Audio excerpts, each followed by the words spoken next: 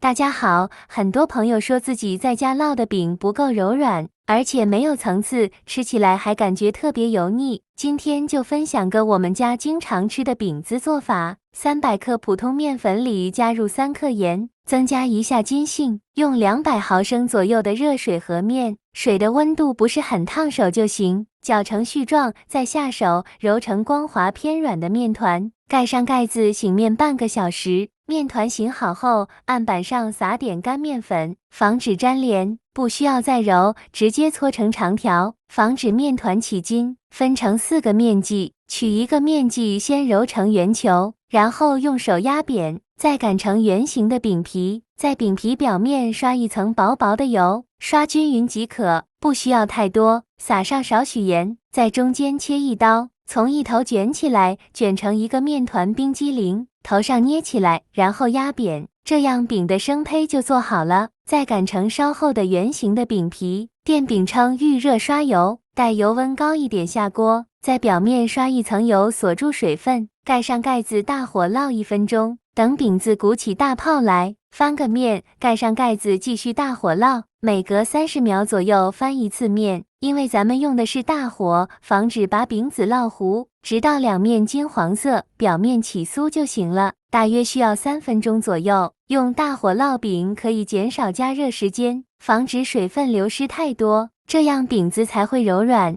外面是一层酥酥的脆皮，手一捏直掉渣的感觉，里面层次也特别分明。我家孩子也特别喜欢吃这样做的饼子，喜欢的朋友可以收藏一下，谢谢大家。